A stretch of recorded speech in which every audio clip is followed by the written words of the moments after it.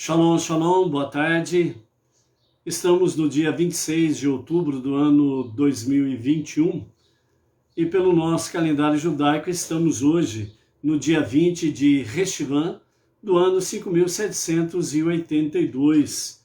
Estamos hoje no 50º dia, são 50 dias deste ano 5782. Hoje nós estamos no terceiro dia da semana.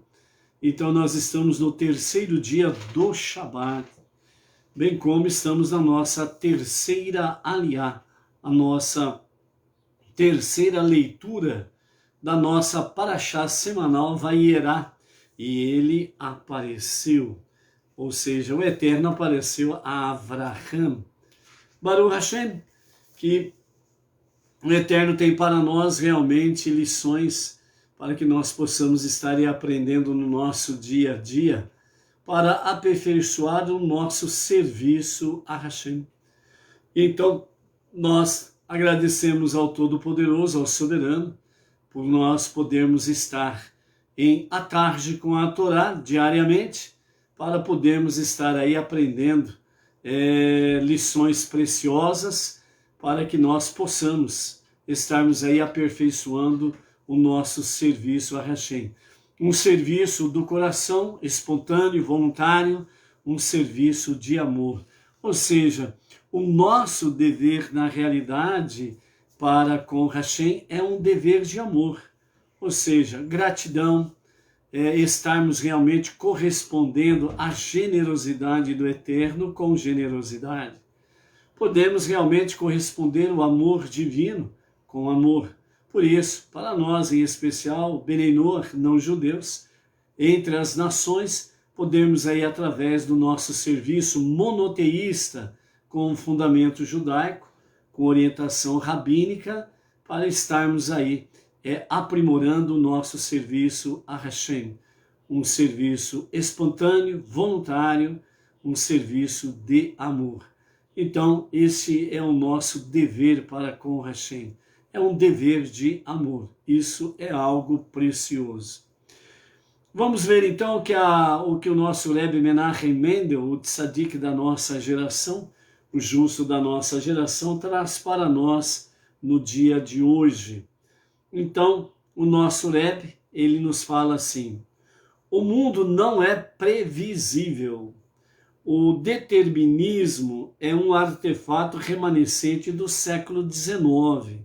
A única coisa que podemos dizer é que existem algumas regras flexíveis conforme as quais Deus costuma jogar. O que o Rebbe quer falar para nós aqui, o Rebbe Menachem Mendel, o líder da nossa geração, é que o mundo não é previsível. Então, aquilo que nós temos visto aí anteriormente, né, pela sabedoria do nosso Rebbe. Deus ele age acima da natureza, ou seja, acima das leis naturais, e ele também está entronizado dentro da própria natureza, as questões pertinentes ao nosso universo, ao nosso mundo, às nossas vidas, os 4 reinos. Então, segundo a vontade dele, e isto é realmente segundo o seu santo querer, ele vem agindo através dos milênios na história da humanidade. Então, dentro desse aspecto, no sentido para com ele, nada é previsível. E por isso o mundo não é previsível. E então, dentro desse aspecto aí, algumas regras flexíveis, conforme quais Deus costuma jogar. Ou seja, Deus ele tem as suas leis, seus decretos, seus preceitos, concernente a todo o universo, tanto no mundo visível como no mundo invisível, tanto no mundo espiritual como para o mundo de Asiá, o qual nós habitamos e estamos aí, né, dentro desta natureza do nosso mundo. Então essas regras flexíveis que Deus já determinou na criação é justamente para poder manifestar a sua ação, a sua bondade, o seu amor, os seus milagres, para que nós possamos estar reconhecendo dia a dia que Ele está realmente presente, tanto no nosso mundo, como no universo, como no infinito, porque Ele é Ein Sof, o infinito. Ou seja, quando Ele fala através do profeta, fazendo a pergunta, porventura não sou eu que encho todo o céu e toda a terra? Ou seja, não sou eu que encho todo o céu, o infinito do invisível, e enche toda a terra, o finito de tudo que é visível? Então, Ele está presente, é realidade. É uma questão de nós realmente fortalecer a nossa emuná e o nosso bitachon, a nossa fé e a nossa confiança em Hashem. Ok? Ok, vamos em frente aí nessa jornada que nós temos aí para nós, né? A Donária Carmo, Baruch Hashem, a Luciana Rodrigues, o Josélio Tavares, Baruch Hashem, estamos aí na presença do soberano das nossas vidas, né? Agradecer ao Eterno, né? Também pela presença da Áurea e o Ivan Lisboa, lá de Belém, Pará, e a Deniglésia Cardoso de Menezes, lá de São Vicente, litoral paulista, ok? Agradecer a Hashem, né, por cada vida que através dos links, né, tanto no Facebook como pelo YouTube, pelas redes sociais, né, tiveram aí um momento, né, da sua preciosidade de vida, para desejar-nos um Mazal Tov pela passagem do nosso aniversário no dia de ontem, né? Então, que Hashem abençoe cada vida, cada família, cada comunidade, e que juntos possamos chegar ao alvo soberano, o Olam Rabá, o mundo vindouro, a vida eterna, juntos, para estarmos na presença de Hashem para todo o sempre. Amém? Ok, então nós temos aí hoje a nossa terceira leitura, que está em Bereshit, Gênesis capítulo 24, do verso 10 até o verso 26, né? Nós louvamos o Eterno por essa preciosidade que hoje nós temos aí sobre a questão do Eliezer, o emissário, o servo fiel de Avraham, e o encontro com Rivka, né? Como que foi esse encontro, como que ele conseguiu discernir realmente que Rivka ou Rebeca era realmente a escolhida para Isaac. Então vamos na nossa leitura junto com os comentários de Rashi, e aí nós vamos conhecendo essa história com um pouco mais de detalhes, ok? Então, a nossa terceira leitura, capítulo 24, a partir do verso 10 até o verso 26. Avraham lavrou um documento transferindo todas as suas propriedades para Isaac e entregou a Eliezer para que o mostrasse à família da futura noiva, a questão de dote, né? Além de tornar Isaac um homem muito rico, isso provava o seu valor aos olhos do pai, pois Avraham nada deixou para seus outros filhos. Por essas duas razões, os parentes da moça ansiariam pelo casamento dela com Isaac. Quando redigiu o documento, Avraham ficou em dúvida quanto à data que deveria constar, pois, por um lado, não queria assinalar o dia em que o escreveu, pois assim passaria seus bens para Isaac antes do tempo necessário, visto que a viagem de Hebron a Harã levava 17 dias, e ele sabia que a Torá nos manda ter muito cautela com as nossas riquezas. Por outro lado, Avraham não queria pós-datar a declaração, uma vez que isso apresenta alguns problemas legais, e ele sempre cuidou de fazer tudo com a maior meticulosidade possível. Portanto, ele optou por pôr no documento a data em que Eliezer partiu. O servo então tomou 10 dos camelos de seu senhor, que se distinguiam dos camelos das outras pessoas, pelo fato de que Avraham sempre os mantinha amordaçados, para impedi-los de pastar em campos alheios. E alguns homens com ele, e partiu. Naquele mesmo dia, com o documento que enumerava todos os bens de seu senhor, e atestava sua transferência para Itsarraque em sua mão. E ele levantou-se e foi a Haran Naharaim, ou seja, Harã dos 2 rios. Isto é, entre os rios Tigre e o rio Eufrates. Para Haran, a cidade onde Nahor, irmão de Avraham, se estabelecera.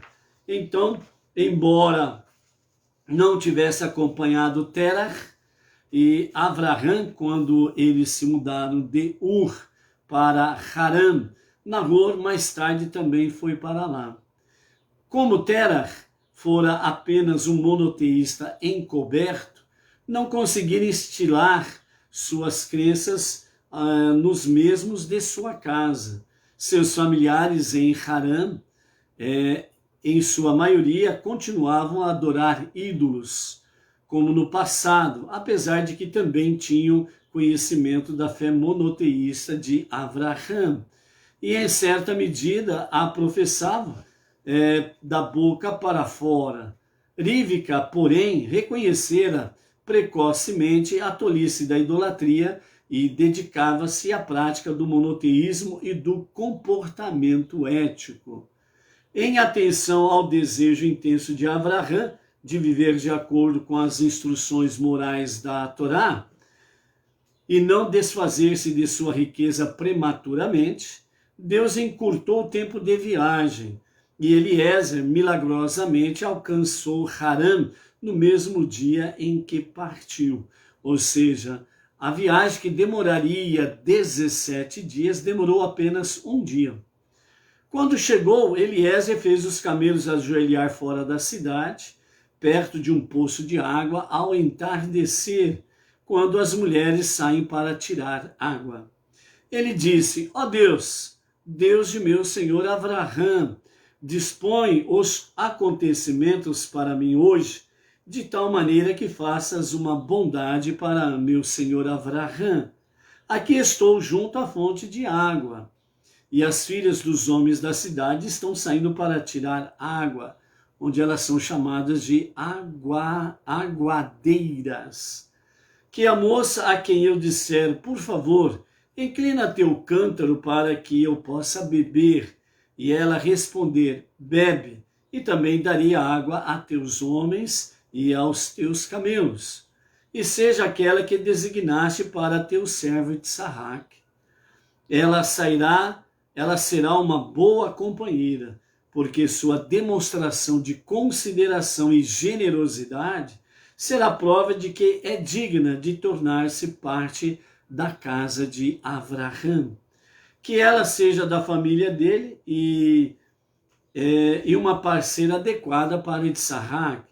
Assim saberei por meio dela que agiste benevolamente com meu senhor. A moça era muito formosa, porém ainda uma virgem, verso 15 agora, capítulo 24, verso 15. Ele ainda não terminara de falar quando Rívica, que tinha, alguns sábios dizem que ela tinha uma idade entre 14 e 30 anos de idade, né? Ela havia nascido em Betuel, filho mais novo de Milcá, a mulher de Nahor, irmão de Avraham. Seu cântaro estava sobre seu ombro. A moça era muito formosa, porém ainda era uma virgem, que homem nenhum conhecera, carnalmente de forma alguma. Era comum naquela época mesmo as meninas muito pequenas se envolverem em atos licenciosos de todo tipo, tomando cuidado para manter a cobiçada condição de virgem. Rívica, no entanto, era inocente dessa prática. Ela desceu à fonte e o nível da água elevou-se quando ela se aproximou, tornando-lhe mais fácil encher o cântaro. Eliezer naturalmente notou esse milagre e concluiu que a menina contava com a ajuda divina, porque era íntegra. Ela encheu seu cântaro e subiu. O servo correu ao seu encontro e disse: por gentileza, deixa-me beber um pouco da água de seu cântaro. E ela disse: bebe, meu senhor. E rapidamente abaixou o cântaro sobre a mão e deu-lhe de beber. Quando terminou de dar-lhe de beber, ela disse: tirarei água para teus homens e camelos também, até que tenham bebido a saciedade.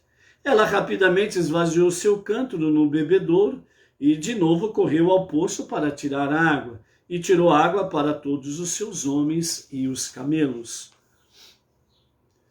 Vendo que Rivka realizara precisamente os atos pedidos por ele a Deus, como sinal de que ela era a mulher certa para Yitzhak, o homem admirou-se dela, perguntando-se se também se revelaria que ela era da família de Avraham.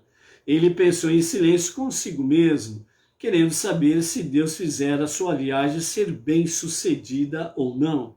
Porém, a confiança que ele tinha nos méritos de Avraham e na promessa de Avraham que Deus arranjaria antecipadamente o sucesso, pensou mais que suas dúvidas. Depois que os camelos beberam à saciedade, o homem tomou uma argola de nariz de ouro, que pesava uma beca, que corresponde a meio shekel, em torno de 8 gramas, uma alusão ao meio shekel que os descendentes de Rivka doariam para a construção do tabernáculo lá na frente. E 2 braceletes, uma alusão às 2 tábuas que Moisés receberia no Monte Sinai, que pesava 10 shekels de ouro, cerca de 160 gramas de ouro.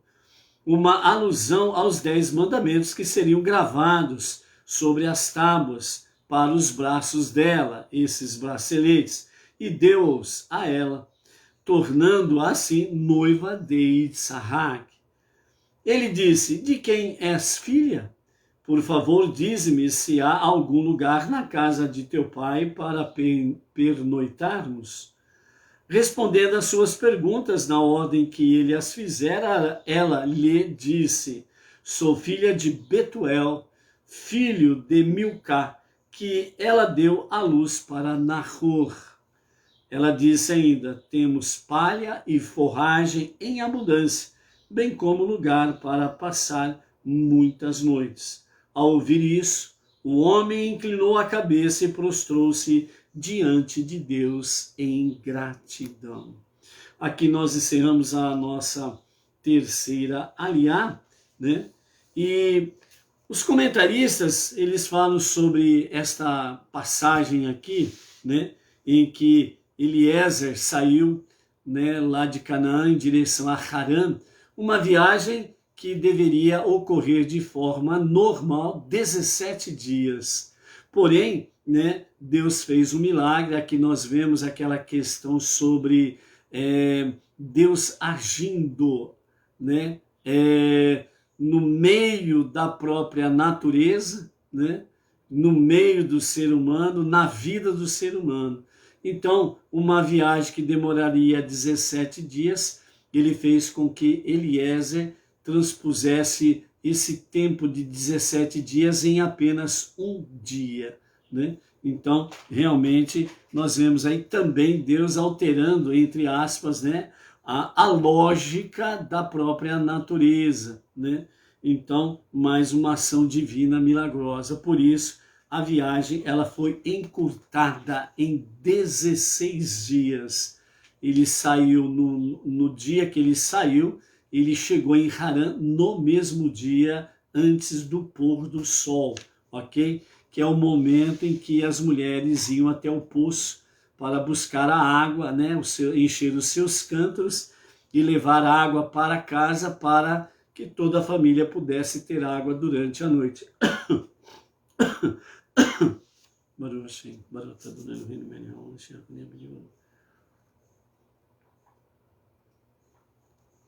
E assim então, Eliezer, né, o emissário, o servo de Abraão, chegou no mesmo dia. Então, quando ele chega em Harã, ele se posiciona próximo a um poço d'água, e ali coloca os seus homens, seus camelos, e ali ele fica aguardando. É nesse momento que ele faz a sua prece, o seu pedido a Deus. E ele faz com detalhes, né? Ele pede com detalhes realmente os sinais. Então, dentro disso daí, né, a Torá oral, a Mishnah, o Talmud, com os nossos comentaristas, traz para nós da seguinte forma esta passagem dizendo, né? Então, ao anoitecer, Eliezer chegou ao poço de Harã, né? Onde normalmente as mulheres iam tirar água na tardezinha, e foi nesse momento que Eliezer, então, ele faz a sua prece ao Eterno e pede, né, por favor, ajude-me a encontrar uma moça adequada para Isaac. Então, dentro desses comentários da prece de Eliezer, né, os nossos comentaristas, os nossos sábios, eles falam que Eliezer disse: Isaac, Senhor, precisa de uma esposa generosa e hospitaleira, que receba cordialmente os numerosos hóspedes que sempre vêm à nossa casa, e que seja rápida em servi-los e tenha paciência com os hóspedes. Isaac também precisa de uma esposa justa e compreensiva. Então vejam bem os detalhes em que Eliezer ele faz o seu pedido para o Eterno, né? Então ele pede para ter sucesso na sua empreitada, ele pede que o Eterno, né, seja bondoso com Avraham, dando realmente a Isaac uma esposa generosa e hospitaleira, a semelhança de Avraham e Sara, que eram hospitaleiros, né?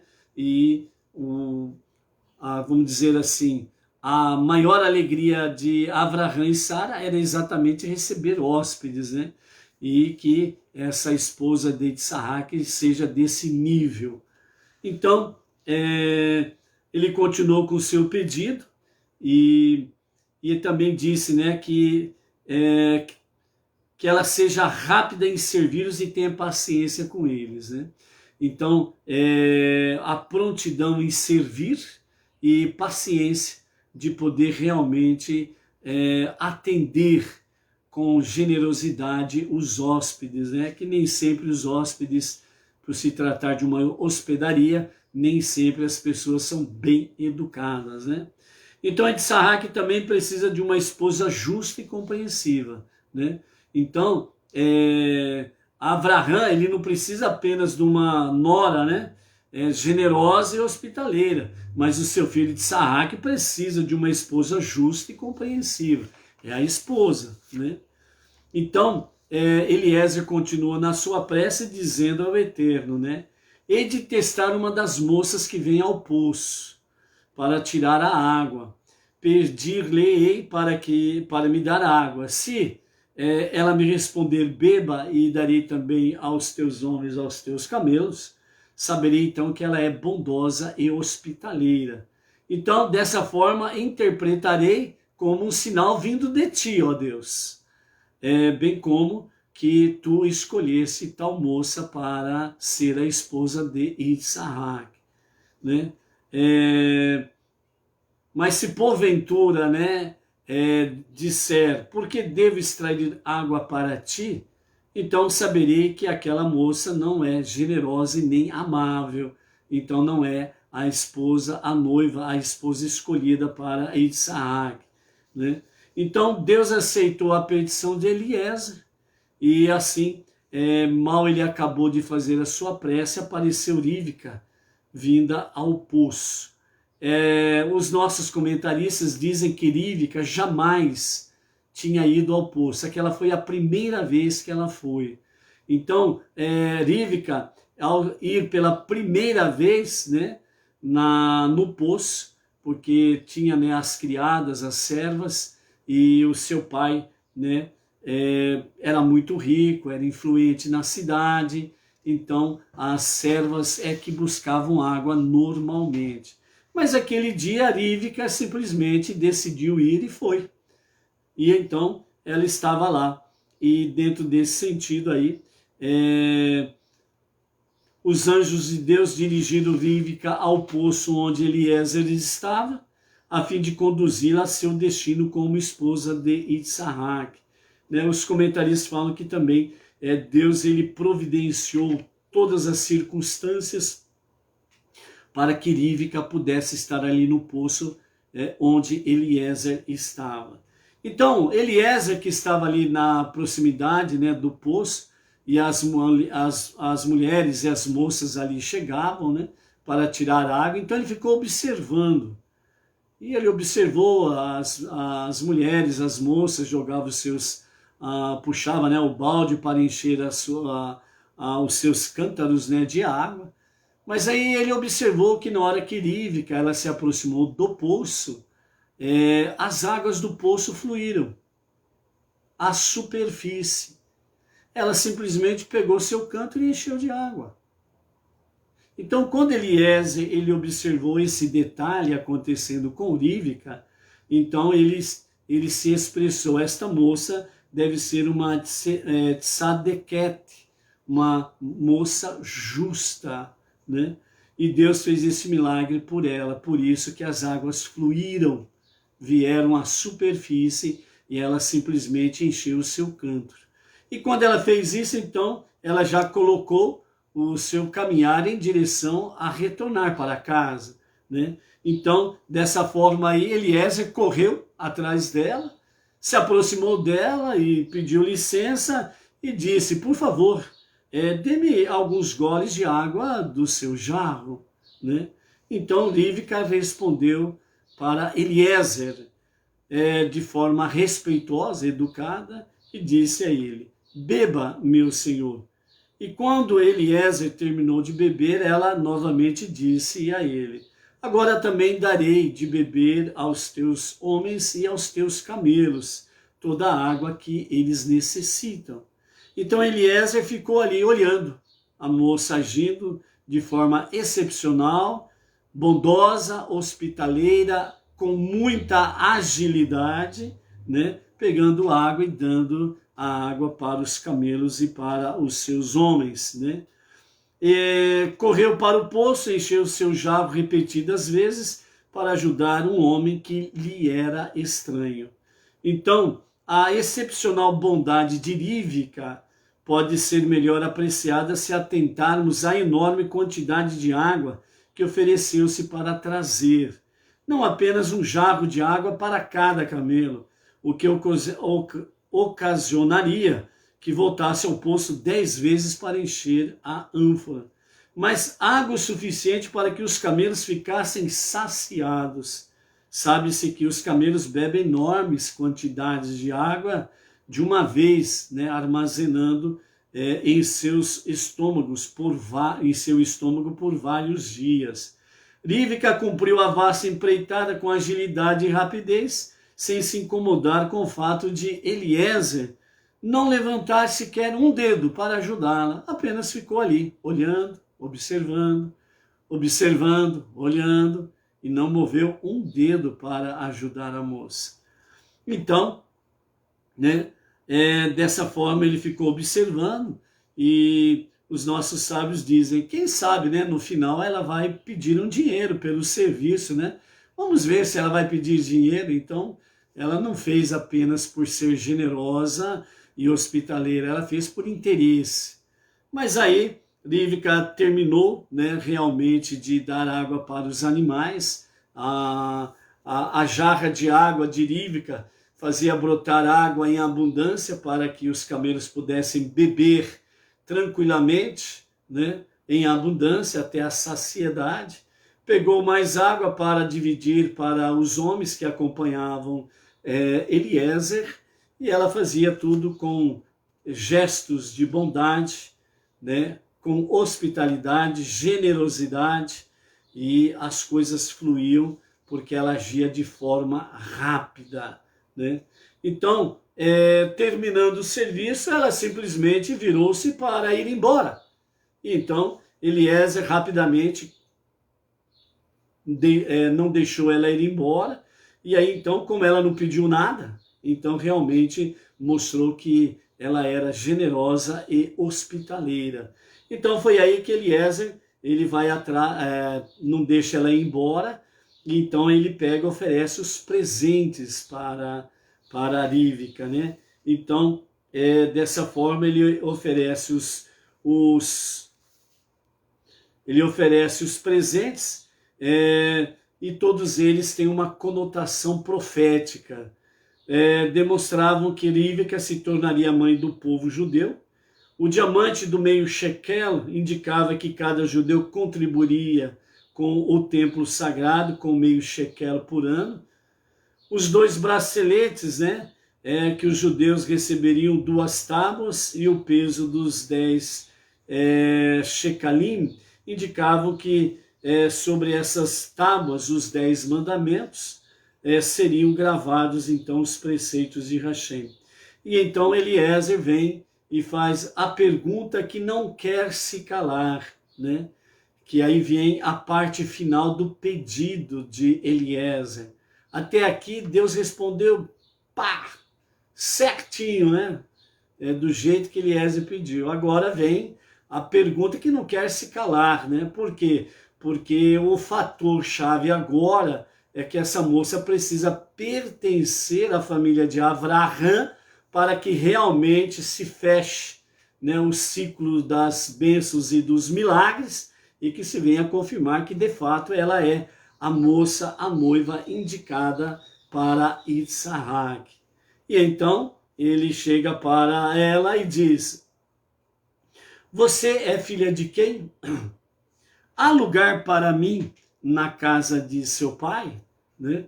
Então ele faz 2 perguntas, uma ligada à outra, sem tempo para respirar. Eliezer também tem pressa.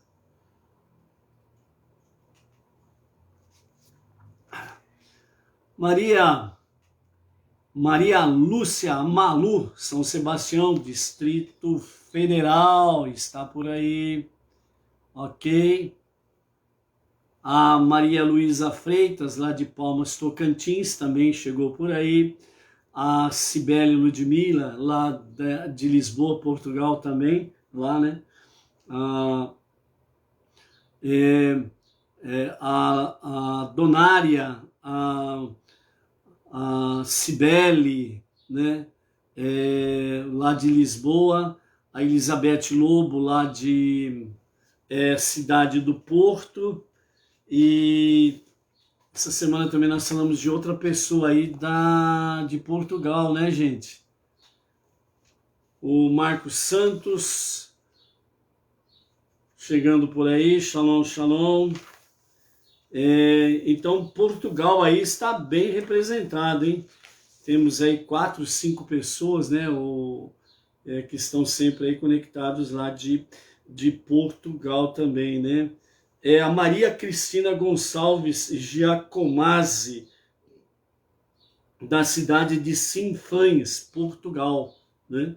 Então, vocês aí têm a responsabilidade, mais algumas pessoas que a gente não conhece, né? Tem a responsabilidade de trazer mais luz para Portugal, Baruch Hashem. Antes de nós encerrarmos aí a questão, né, de Eliezer e Rívica, né? A pergunta que não quer se calar, né? Abrindo um parênteses aqui, né? Um recado, né, que nós precisamos sempre estarmos atentos aí, né? Diz aí um seguinte ditado falando da seguinte forma: jamais gaste seu tempo dando explicações para 3 grupos de pessoas. O que tem isso a ver com Eliezer e Rívica? É questão de tempo. Tempo. O que nós podemos observar é o seguinte, amados, é que o adversário, ele procura colocar diante de nós coisas que venham fazer com que a gente perca tempo. E perder tempo é algo muito ruim. Por quê? Porque o tempo é precioso. O tempo é precioso. Eliezer, ele não perdeu tempo. Tanto é que Deus fez com que a sua viagem de 17 dias fosse apenas em um dia. Baruch Hashem. Ele se posiciona próximo ao poço, onde à tardezinha, que é o momento que ele chega ali em Harã, e onde as mulheres, as moças vão buscar água. Então ele já se posiciona realmente de forma estratégica. Ou seja, Eliezer, ele não está perdendo tempo, ele está realmente focado na sua missão. E esse é um detalhe que nós não podemos esquecer, focado em cumprir a missão. Inês Martins, aqui de Pirajuí, Baruch Hashem.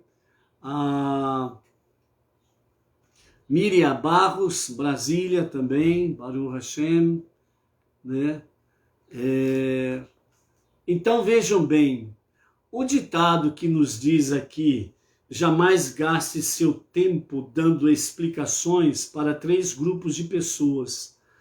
De fato, diante de nós, o nosso adversário ele procura colocar situações em que você venha marcar passo e não avance na sua jornada, na sua missão.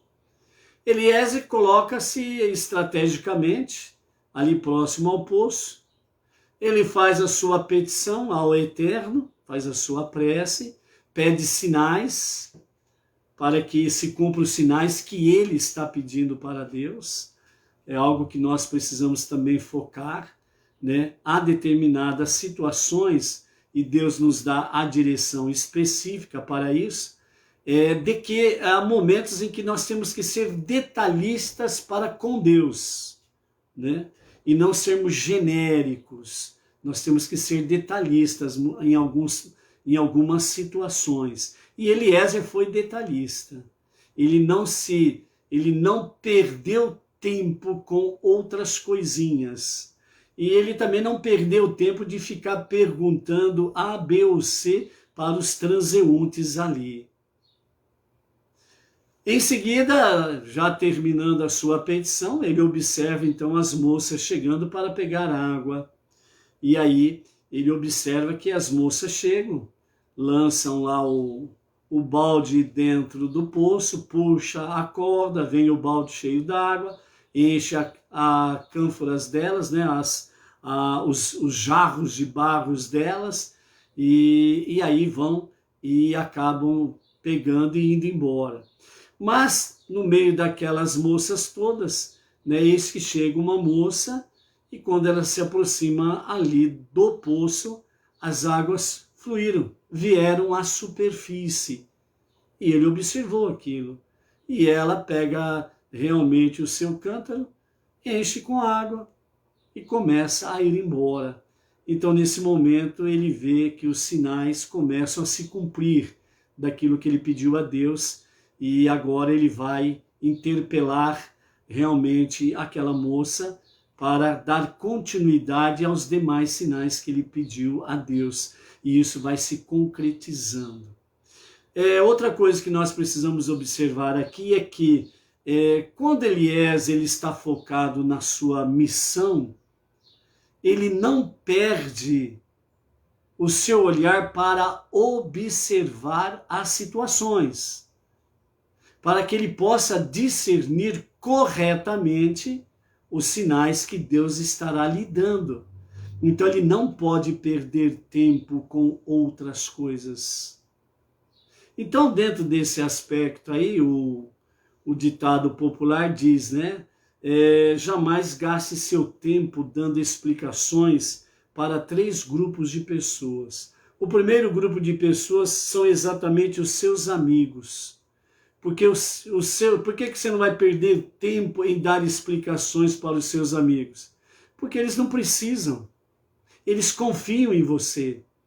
Eles sabem quem é você. Não importa o que digam a teu respeito.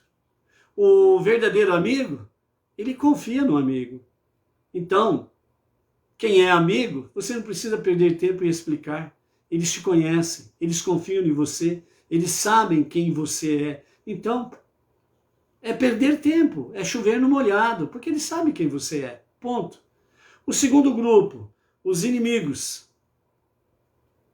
Os inimigos é perder tempo querer explicar alguma coisa. Por quê? Porque eles nunca vão acreditar no que você explicar.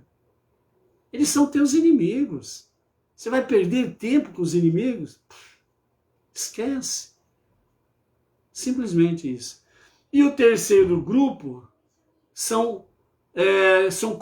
o terceiro grupo é composto pelos estúpidos, os tolos. Por quê? Porque eles não entendem absolutamente nada. Você vai perder tempo de... próprio Provérbios fala para nós não gastarmos tempo com o tolo. Então o tolo, o estúpido, é isso daí. Eles não entendem nada. Você fala que pau é pau, pedra é pedra, eles não entendem. Você mostra para eles, ó, essa árvore aqui é de madeira. Eles não entendem. Eles continuam achando que é de pedra. E quando você fala que essa pedra é de mármore, eles continuam entendendo que aquela pedra de mármore não é pedra de mármore, é um pedaço de pau, um pedaço de madeira. São tolos. Então você não precisa perder tempo. Então esse ditado aqui é um ditado oportuno. Por quê? Porque dar explicações é perder tempo. É perder tempo. E nós precisamos ser como Eliezer.